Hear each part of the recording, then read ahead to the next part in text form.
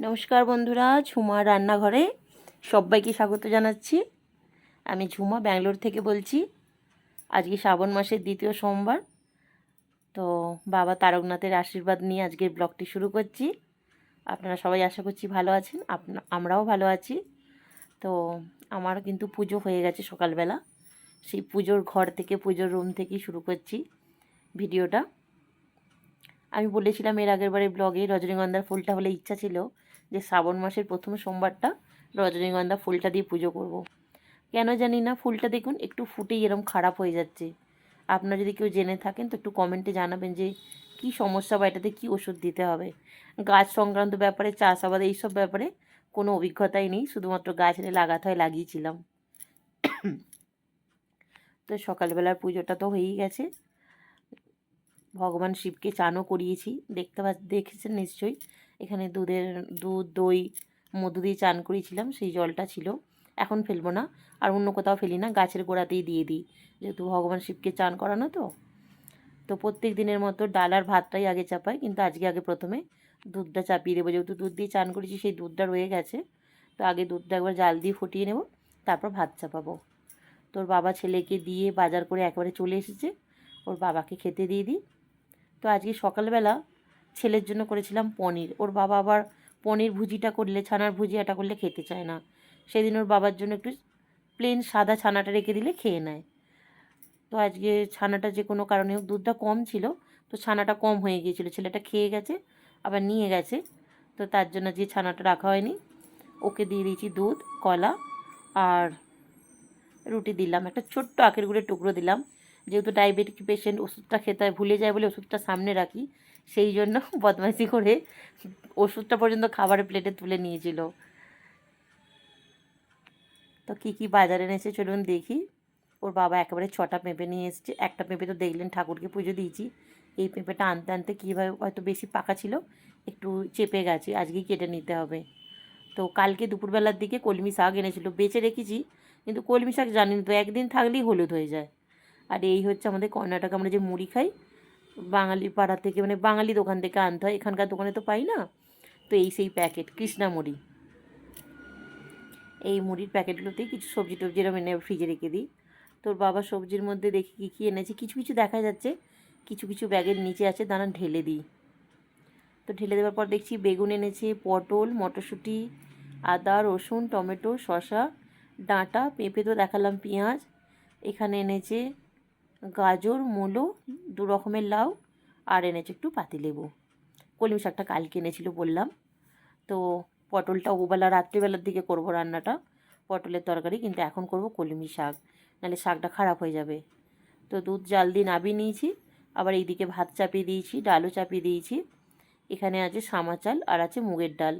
যেহেতু আজ সোমবার ভাত খাবো না, আগেরবারও দেখিয়েছিলাম, এই চামচটা দেখাচ্ছি, যেহেতু আমি একা খাবো, এরকম চামচের 2 চামচ সামা চাল, 2 চামচ মুগের ডাল নিলে একটা ব্যক্তির জন্য যথেষ্ট। অন্তত যারা অল্প পরিমাণ, মানে একটু ঠিকঠাক হয়ে যায়, খুব বেশি এইটুকুতেই হয়ে যাবে, একজনের পেট আরামসে ভরে যাবে। তো এটা আমি কিছুক্ষণ ভিজিয়ে রাখি। যে কোনো মিলেটস, যে সামা চাল, এগুলো তো একটা মিলেটসের পেতে পড়ে।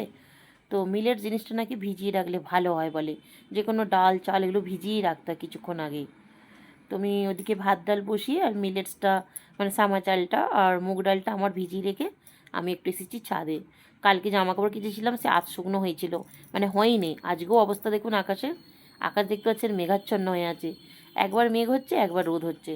তো কালকে জামা কাপড়গুলো এনেছি, যে আধ শুকনো, একবার রোদ খাইয়ে নিচ্ছি।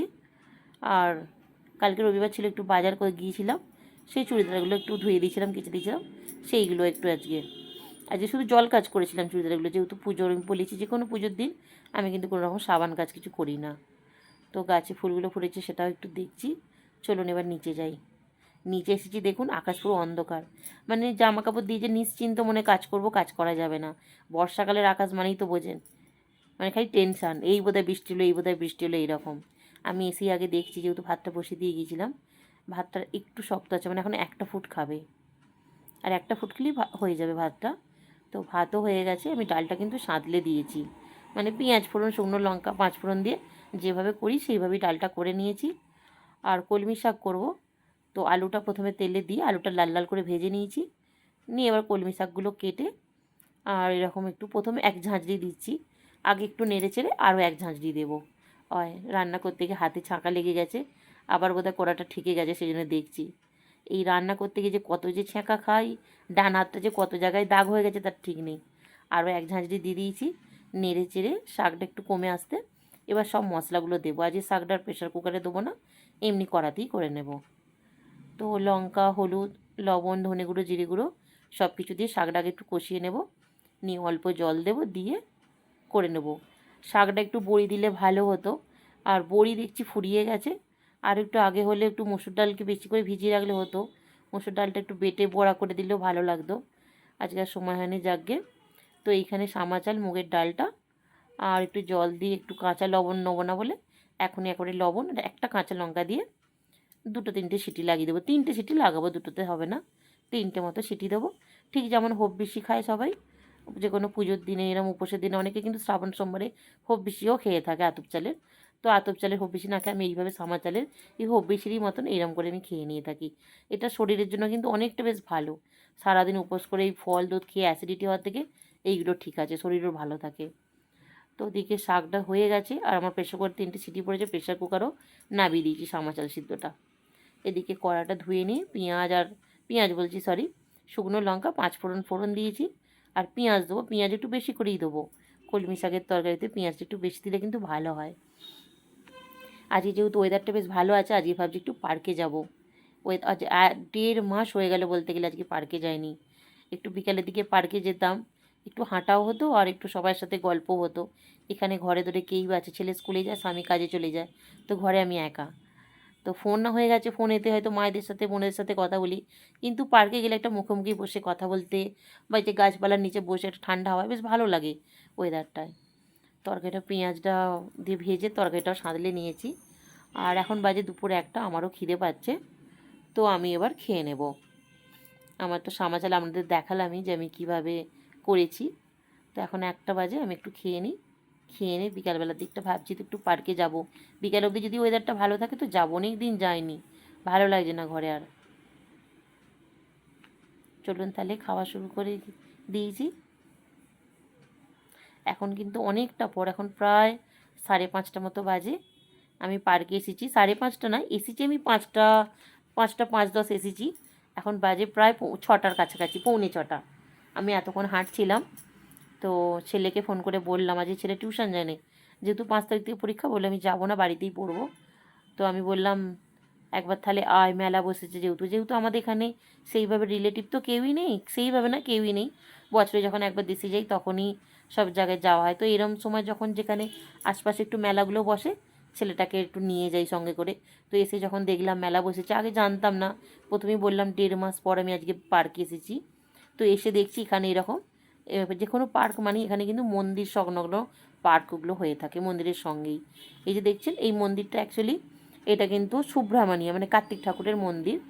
আর কার্তিক ঠাকুরের মন্দির হলেও কিন্তু আরও অন্যান্য ভগবানেরও এখানে মন্দির ছোটো ছোটো সাইডে সাইডে করা আছে, সেখানে কিন্তু পুজো করা হয়। ছোটো মানে খুব ছোটো কিন্তু নয়। এখানে এটা মূলত এই কৃষ্ণ মানে ভগবান কার্তিক ঠাকুরের মন্দির বলেই মন্দিরটা সবাই চেনে, সুব্রহ্মণ্য টেম্পল হিসাবে। তো সেই মন্দিরে পুজো হচ্ছে আজকে। পুজোটা মূলত যারা তামিলিয়ানস তারা এটা করছে, মানে তাদেরই এটা আজকে এটা জোর খুব অনুষ্ঠানটা। এক একটা অনুষ্ঠানটা এক একজনের যেমন জোর হয় না, যেমন আমরা বাঙালি, আমাদের বাঙালির দুর্গোৎসবটা খুব আমরা মেনে চলি। যেমন মারাঠির যারা আছে মারবাড়ি, তারা কিন্তু খুব গণেশ ঠাকুরটা কিন্তু খুব, মহারাষ্ট্রিয়ানটা খুব চলে। ঠিক সেই রকম আজকে এটা তামিলিয়ানরা যারা তামিল আছে তাদের জন্য এটা খুব একটা মানে তারা খুব ভক্তি শ্রদ্ধাভাবে এই পুজোটা করে থাকে, কিন্তু খুব মানে এই জিনিসটা। সবাই ভগবানকে মানে, কিন্তু এক একজনের দেখবেন এক এক রকমের পুজোর ওপর তাদের এটা থাকে। তো মেলায় কী কী বসেছে সেগুলো একটু সব দেখে নিন। কী নেই, বাচ্চাদের জামা কাপড় থেকে মেয়েদের কুর্তি, জুতো, মানে রান্নাঘরের যে জিনিস লাগে, এই যে চাটু, খুন্তি, কড়া, এগুলো লোহার কড়াই কিন্তু, হ্যাঁ, ব্যাগ, মানে সব কিছু। আজকালকার দিনে তো দেখবেন মেলা ছোট বড় যেমনই হোক না কেন, তাতে গেলে আপনি ছোটোখাটো এইসব জিনিসগুলো টুকিটাকিগুলো পাওয়া যায়, সব বিক্রি হচ্ছে সব। এই হচ্ছে মন্দিরের মূল, এই যে এন্ট্রেন্স যেটা মানে যেখান দিয়ে প্রবেশদ্বার, এইটাই হচ্ছে মূল প্রবেশদ্বার। তো এইখান দিয়ে যেতে গেলে প্রচুর ভিড়, আজকে এত ভিড় মন্দিরের ভিতরে যে ঢুকে ভিডিও করব সে দেখানো যাবে না, কারণ আমি তো জানতাম না। আগে থাকতে জানলে তবু রান্না টান্না করে একটু সন্ধ্যের পর তাহলে আসতাম। এটা এখন রাত 11টা অবধি চলবে, কিন্তু গিয়ে তো সন্ধ্যাবেলা রান্না বান্নার ব্যবস্থা করতে হবে। তার জন্য যেহেতু জানি না, সেই জন্য চলেই যাবো, মন্দিরে আর ঢুকবো না, প্রচুর লাইন আছে। আর এই যে দেখছেন কাঁধে যে বাঁক নিয়ে যাচ্ছে, আমাদের যেমন শ্রাবণ সোমবার হয় বা বৈশাখ চৈত্র মাসে কালী পুজো হলে এরকম বাঁকে করে জল নিয়ে যাওয়া হয় না, এরাও সেরকম কাঁধে বাঁক নিয়ে ঘুরছে। আমরা কিন্তু এটা রাস্তার কাছে বেরিয়ে পড়েছি, এটা মেন রোডের এই দিক দিয়ে আগে গেট থাকে, গেটের কাছে পুজো করে তবে ঢুকতে হয়। আর এই পুজোয় অনেকেই আছে এরকম গাল দিয়ে এরকম তীর মতো কিরম পুরো ফুটো করে ঢোকাতে হয়। এইখানে এক ভদ্রমহিলা আসছে দেখুন, তার গালটা কিন্তু ফুটো করা আছে। এখানটা একটু জুম করলে এই ভদ্রলোকের পিছনেই আছেন এই জন্য দেখুন, এখানটা আপনারা একটু যদি পোস্ট করে দিয়ে দেখেন তো দেখতে পারবেন। তো আমরা এবার বাড়ি ফিরে যাচ্ছি, বাড়ি চলেও এসেছি আমি। এই যে দেখুন এখনও সব যাচ্ছে, এই যে এনারা যাচ্ছেন, এরা কিন্তু গতকাল থেকে সব উপবাস আছে, এরা কিন্তু কেউ কিচ্ছু খায়নি। আমি ওখানে গিয়েছিলাম, তো পার্কে সবাই জিজ্ঞেস করছিলাম যে কী ব্যাপার, কী পুজো বা কীরমভাবে করতে হয়, তখনই জানতে পারলাম। তো মেলা থেকে আমি 4টে ময়ূরের পেখম নিয়েছি, মানে পালক ফেদার্স। আমার সোনামায়ের জন্য একটা চুড়ি, মাথার একটা ক্লিপ, আর 4টে নিয়েছি নেল পলিশ। ভাবা যায় ওইটুকু মেয়ে, সে ফোন করলেই বলে নেল পলিশ কিনে দেবে, লিপস্টিক কিনে দেবে, ওইটুকু মেয়ে, 2 বছরের মেয়ে। তো আজকের মতো ভিডিওটা এখানেই শেষ করলাম বন্ধুরা, দেখা হবে আবার পরের দিন।